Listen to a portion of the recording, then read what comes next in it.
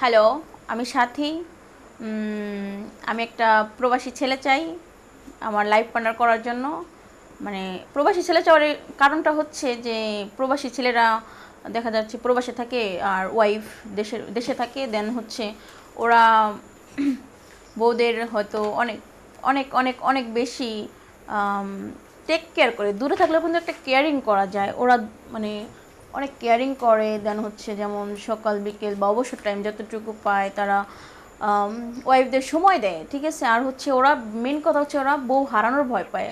মানে ওয়াইফ যদি সময় না দেয় বা ওয়াইফকে যদি ভালো কিছু টাকা পয়সা না দেয়, ঠিক আছে, দেন ভালোভাবে যদি চলার মতো কিছু না করে দেয়, দেন বউ হারিয়ে যাবে, চলে যাবে, এরকম একটা ভয় পায়।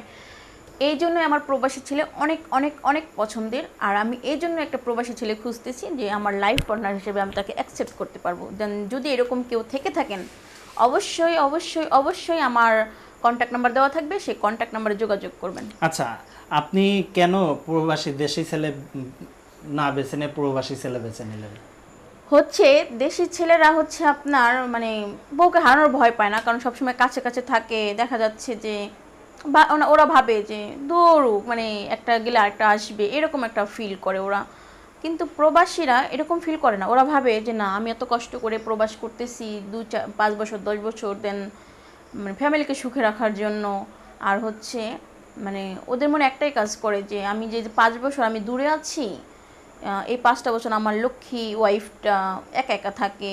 বাট না পায় মনে করেন স্বামীর আদর্শ হাক, না পায় মনে করেন যে স্বামীকে কাছে পায় না, স্বামীর যত্ন করতে পারে না, সেও যত্ন পায় না। এই জন্যই কিন্তু একটা প্রবাসী তার ওয়াইফকে মানে দূরে থেকেও মানে একটা মানে প্রতিভা দেখায় যে থাকার জন্য, বা ভালোবাসা দেখায় বা কেয়ারিং দেখায়।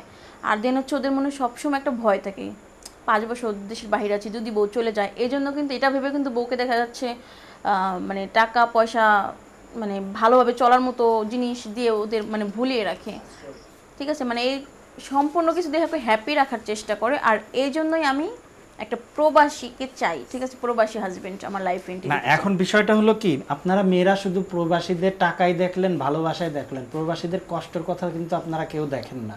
তারা যে কি কষ্ট করে আমি দেখছি, যে তারা ভাতের খাবার, ভাত পলিথিনে নিয়ে যায় বসে খায়, সারাদিন কাজ করে এসে। হ্যাঁ, অবশ্যই খায়, তারাও কষ্ট করে। বাট তারা যে কষ্ট করে সেটা তো ফ্যামিলির জন্যই করে, মানে বাবা মা ওয়াইফ বাচ্চা সন্তান এদের জন্যই করে। দেন আবার একটা ওয়াইফও কিন্তু কষ্ট করে। একটা ওয়াইফ কী চায় হাজবেন্ডের কাছে? সময়, ভালোবাসা, কেয়ারিং, যত্ন। কিন্তু দেখা যাচ্ছে ওয়াইফটা সেটা পায় না। তো না পাওয়ার কারণে এটা কিন্তু পুরুষের ব্যর্থতা। আর পুরুষও কিন্তু একটা ওয়াইফের কাছে আদর, কেয়ারিং, যত্ন, ভালোবাসা, সম্মান এগুলা চায়। দেন এটাও কিন্তু সে প্রবাসে যাওয়ার কারণে পায় না।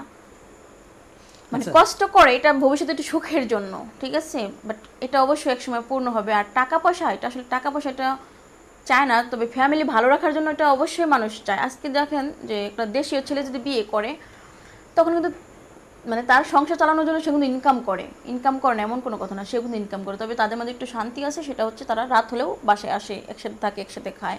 প্রবাসীরা খাইতে পারে না, এটাই তাদের কষ্ট।